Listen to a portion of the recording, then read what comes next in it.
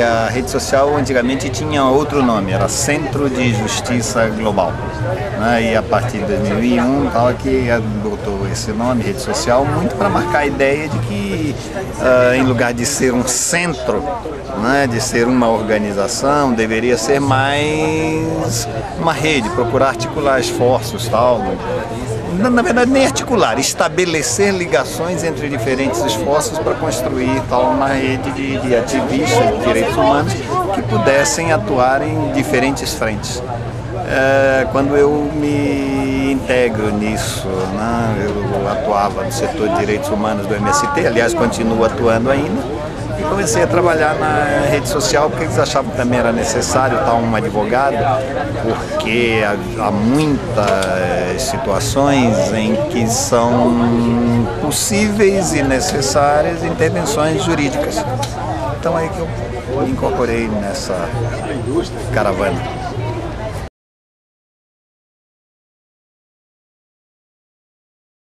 11º relatório tem, se não me engano, 26 contribuições. Isso a gente procura um espectro mais amplo possível e também buscando as entidades que possam ter as contribuições com mais conhecimento de causa e também com mais ligação concreta com os problemas. Na verdade, a gente procura com isso daí dar panorama, né, das violações de direitos humanos, mas também sempre se faz uma crítica que inclua também uma perspectiva de superação. Mas nós achamos que é preciso que as pessoas também tenham elementos sobre essa realidade para poderem traçar cada um os seus planos de atuação, as suas decisões de militância. Nós procuramos divulgar isso também muito para a sociedade, nas escolas, para que os alunos também, ao definirem as suas vidas, definirem as suas atuações, vejam que há outras possibilidades de atuação que não apenas aquelas ligadas ao capital, não apenas aquelas ligadas ao enriquecimento próprio, mas um enriquecimento de um modo de viver também, de um modo de viver com a comunidade, de um modo de viver também recuperando a igualdade e a diversidade.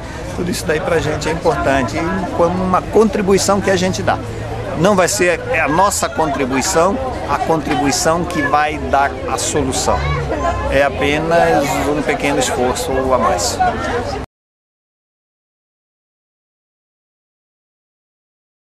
A gente vê o simples fato de esses espaços reconhecerem que há uma necessidade dessas informações e reconhecerem que há uma entidade, uma articulação que produz essas informações, para a gente é importante.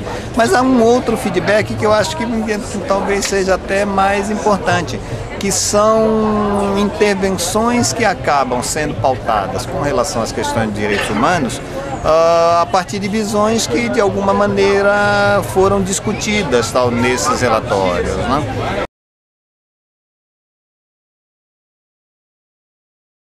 Vamos primeiro a alguns avanços.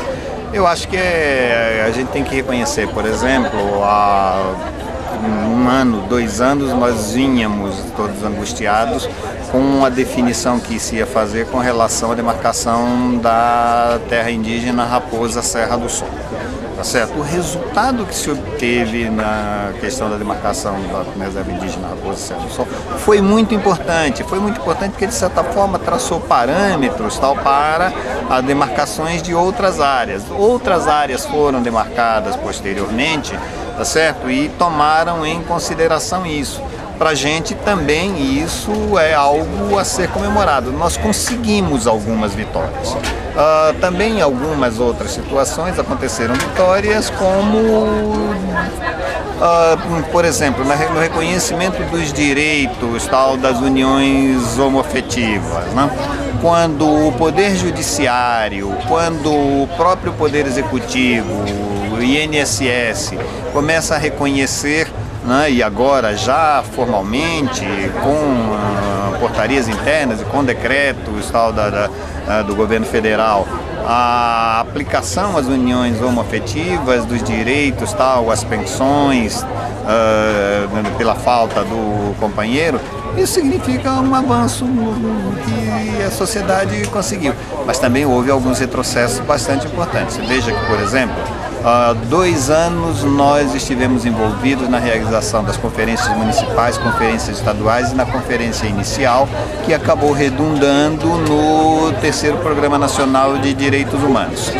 Esse terceiro Programa Nacional de Direitos Humanos acabou levando então outro avanço, que foi o fato do governo federal reconhecer que não deveria ser apenas um plano para algo que viesse possivelmente a ser implementado, mas um programa que deveria pautar as atividades do governo federal. Exatamente por isso que este, ao contrário dos outros, foi um Programa Nacional de Direitos Humanos que foi aprovado como decreto pelo governo federal e que se tornava obrigatório para todas as instâncias do governo federal. Nesse momento aconteceu uma reação muito grande, a começar pela Rede Globo, né, um discurso do Pedro Bial, lendo um editorial da Rede Globo em que dizia: quem nos defenderá dos defensores de direitos humanos, porque passaram a se sentir acuados na questão da liberdade de imprensa, que eles opõem à liberdade de expressão. Então, nesse sentido, se estabeleceu uma santa aliança, uma recomposição de uma santa aliança, uma mesma aliança que, de certa forma, esteve presente no golpe de 1964. Esses grandes órgãos de imprensa estabeleceram uma ligação com os militares contra o compromisso com a memória e a verdade que vinha também decidido no terceiro Programa Nacional de Direitos Humanos. Os militares, então, participaram dessa aliança. O latifúndio se integrou também a isso, na medida em que o terceiro Programa Nacional de Direitos Humanos estabelecia a obrigatoriedade de que fossem realizadas audiências prévias às concessões de liminares de reintegração de posse. E uma grande ala da Igreja Católica, que está a ala maior da Igreja Católica, que abandonou uma aliança que vinha já desde a fase final da ditadura militar da Igreja Católica com os direitos humanos e com os militantes sociais, e se incluiu também nessa aliança com o latifúndio, com os militares e com a grande mídia para torpedear o terceiro Programa Nacional de Direitos Humanos. A própria esquerda, de certa forma, se dividiu, não assumiu a defesa do terceiro Programa Nacional de Direitos Humanos, e isso acabou fazendo com que o governo se sentisse autorizado a recuar em algumas daquelas medidas, recuo que acabou, na verdade, acontecendo. Então esse é um retrocesso muito importante, foi um retrocesso muito grave que nós sofremos. E nós vimos como isso foi importante já no processo eleitoral, quando novamente se procura reconstituir essa mesma frente contra os direitos humanos, contra os direitos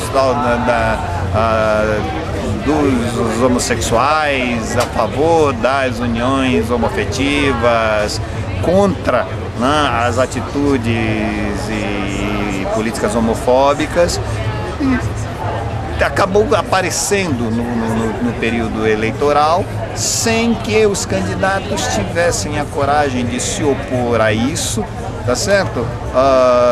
Pensando muito mais nos resultados em termos de votos que poderiam alcançar do que com os seus compromissos com a efetivação dos direitos humanos. Então acho que esse foi um retrocesso grave esse ano. Mas de todos, na minha opinião, o retrocesso mais grave foi o rompimento da aliança histórica que havia sido estabelecida de defensores de direitos humanos e que eu acho que nós, de alguma maneira, temos que buscar reconsertar, né? Me doeu muito, por exemplo, ver o Dr. Hélio Bicudo partilhando, tá certo, das mesmas posturas anti-homossexuais, das posturas homofóbicas do pastor Silas Malafaia, partilhando das mesmas campanhas contra os direitos sexuais e reprodutivos que a Igreja Católica fez, tal. Me doeu muito, porque era um militante que, de certa forma, nos formou na defesa dos direitos humanos, tá certo? Então, eu acho que, sem que nós abramos mão dos postulados que com ele aprendemos, nós devemos, de certa forma, buscar trazê-lo de volta para os compromissos que ele tinha e que me parece que abandonou nesse período eleitoral.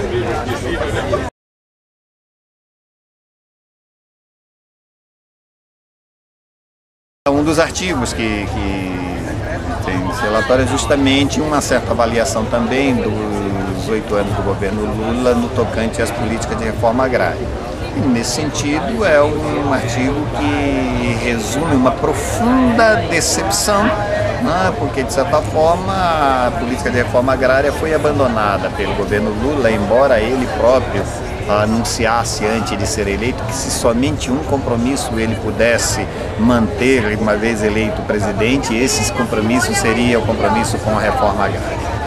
Porque, na verdade, o governo Lula, muito mais levado pela necessidade de obter dólares para